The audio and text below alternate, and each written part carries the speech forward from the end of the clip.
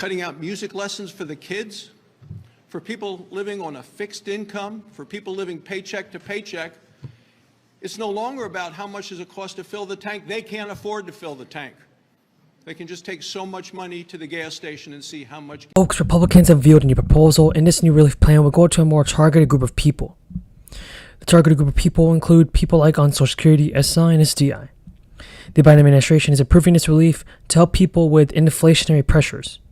Nearly 40 million people live below the poverty line in the United States, making up to 11% of the population. In terms of poverty, Mississippi is the poorest state in America with a poverty rate of 18%, followed by Louisiana and also New Mexico. But some lawmakers are trying to pass a different piece of bill that would actually affect many households. Republicans in Congress are proposing an expansion of child tax credit that would boost refunds and include credits for unborn children, and Representative Ashley Hinson, the Iowa Republican, proposed a package for legislation known as the Providing for Life Act, and Representative Hinson's measure includes 9 other bills aimed at bolstering federal benefits for families.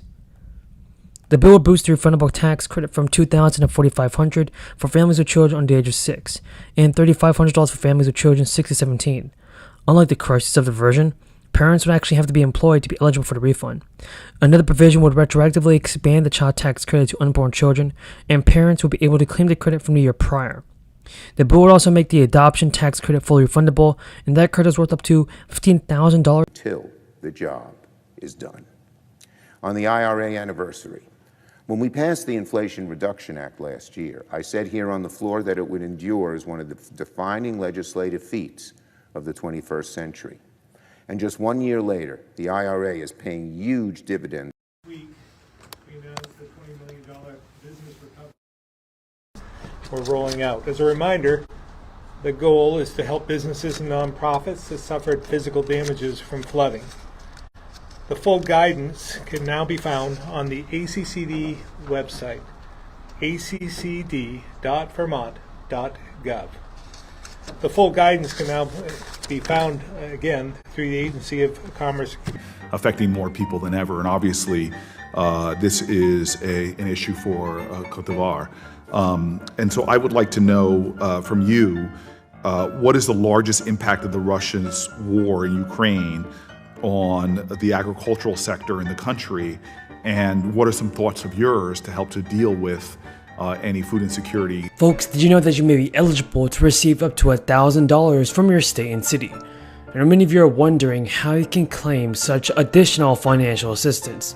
Well, roughly 7 months have passed since the final enhanced monthly child tax credit payment was dispersed to families in the US. Now, since the checks ended, the number of children in poverty has increased from 12% to 17%. It has put 3.7 million children below the poverty line. Millions of parents welcome the average cost of a gallon of gas hit $5.16 as of June 14th.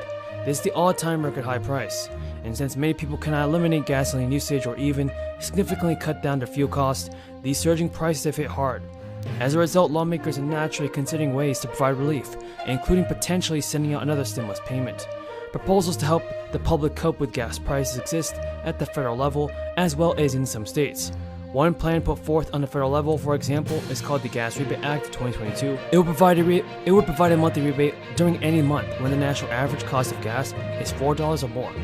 The rebate would last through the end of 2022 and would total $100 per adult and per dependent for single filers earning less than $75,000 or joint filers earning less than $150,000.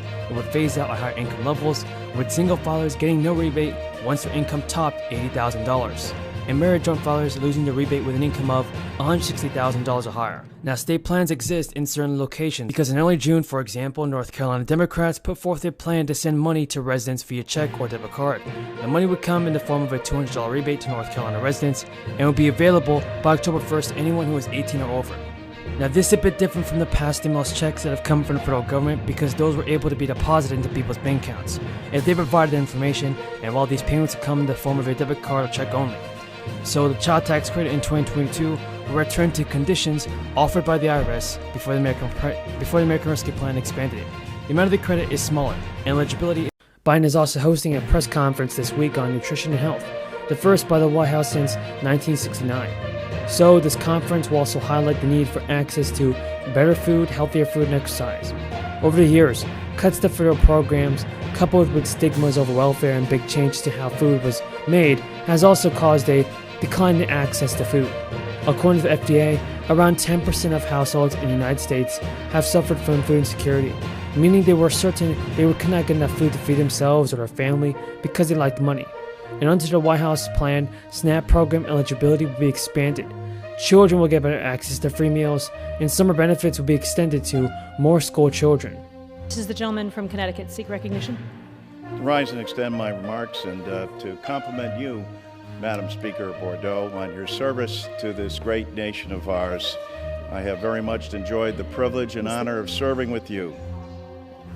I also wanted to rise and thank the clerk's office for all the work that you do day in and day out. Pardon? Is the gentleman seeking to address the House for 1 minute? Yes, I am. I seek to objection, the gentleman is revise and recognized extend for my 1 minute. remarks and repeat again, Madam Speaker, how much I have enjoyed working with Speaker Bordeaux and for her service to her country. I know many Americans have been anxiously waiting for Congress to approve new pieces of legislation that will boost the monthly benefit payments. Nearly 9 in 10 Americans ages 65 and older currently receive the Social Security benefits, and the program represents an important source of income for the vast majority of those beneficiaries. So for that reason, many seniors on Social Security are awaiting 2 important pieces of information. The first is the COLA for 2023, and the second is the Medicare Part B premium for 2023. The Social Security Administration implements a COLA each year to protect the buying power of benefits from inflation, but the Social Security Administration system is not perfect, and for instance, it enacted a 5.9% COLA in 2022, but inflation has topped 5.9% every month since that decision was made, meaning seniors effectively took a pay cut this year. On the bright side, the Senior Citizens League estimates that seniors will receive an estimated 8.7% of COLA in 2023. That's the largest COLA in the last 40 years. In that scenario, the average retired worker will receive an extra $145 a month. However, the official COLA cannot be calculated until December, and so inflation data is not available yet. The average monthly Social Security benefits for retirees was recently around $1,600, or about $20,000 per year, and that average is around $1,700, and so this is plenty of money for people to collect for fuel and pay their bills. But a new proposal would also change the way the benefits are calculated and potentially putting more money into the pockets of beneficiaries. Democratic Representative John Larson has introduced a legislation called Social Security 2011. Its new bill, everybody, would also, among other things, would discontinue the use of the CPIW to determine your Social Security benefits. Instead, the bill would also change the calculations based on the Consumer Price Index for elderly, which places greater emphasis on the cost for food, housing, apparel, and medical care. The bill would also provide a benefit bump for current and new Social Security beneficiaries, including those who are receiving retirement, disability, or dependent benefits. The Department of Finance is now